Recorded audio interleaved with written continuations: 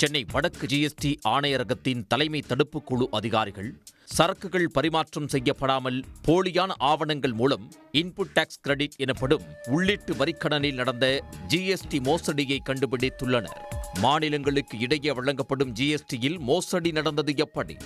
மோசடி குறித்து ஜிஎஸ்டி அதிகாரிகளுக்கு கிடைத்த தகவல் அடிப்படையில் சென்னையைச் சேர்ந்த 12 நிறுவனங்கள் குறித்து முதற்கட்ட விசாரணை மேற்கொள்ளப்பட்டது. இதில் 50 கோடியே 85 லட்சம் ரூபாய் மதிப்புள்ள போலி உள்ளீட்டு வரிக்கடன் விண்ணப்பிக்கப்பட்டு வழங்கப்பட்டுள்ளது தெரிய வந்துள்ளது. ஜிஎஸ்டி தாக்கல் செய்வதற்கான ஐபி முகவரி அடிப்படையிலான தொடர்புகளை அதிநவீன டிஜிட்டல் தொழில்நுட்பத்தை பயன்படுத்தி ஆய்வு செய்ததன் மூலம் இந்த மோசடி கும்பலை ஜிஎஸ்டி அதிகாரிகள் கண்டுபிடித்துள்ளனர்.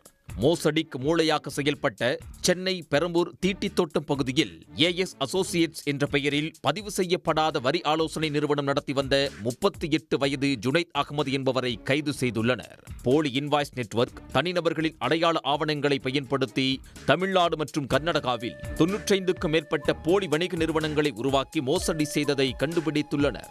அதில் சென்னை வடக்கு பிரிவுக்கு உட்பட்ட 12 நிறுவனங்கள் தொடர்பாக இதுவரை நடத்தப்பட்ட முதற்கட்ட விசாரணையில் 50 கோடியே 85 லட்சம் ரூபாய் போலி உள்ளீட்டு வரிக்கடன் பெற்றது தெரிய வந்துள்ளது.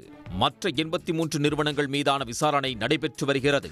இந்த விவகாரம் தொடர்பாக நடத்தப்பட்ட சோதனையில் 196 சிம் கார்டு உரைகள், சிம் கார்டுகள், 42 காசோலை புத்தகங்கள், 41 பட்டன் போன்கள் மற்றும் பல நிறுவனங்களின் ரப்பர் ஸ்டாம்புகள் போன்ற முக்கிய ஆதாரங்கள் கைப்பற்றப்பட்டுள்ளன. மொத்தமாக ஜிஎஸ்டி வரி ஏய்ப்பு 350 கோடிக்கு மேல் இருக்கும் என்று அதிகாரிகள் தரப்பில் தெரிவிக்கப்படுகிறது.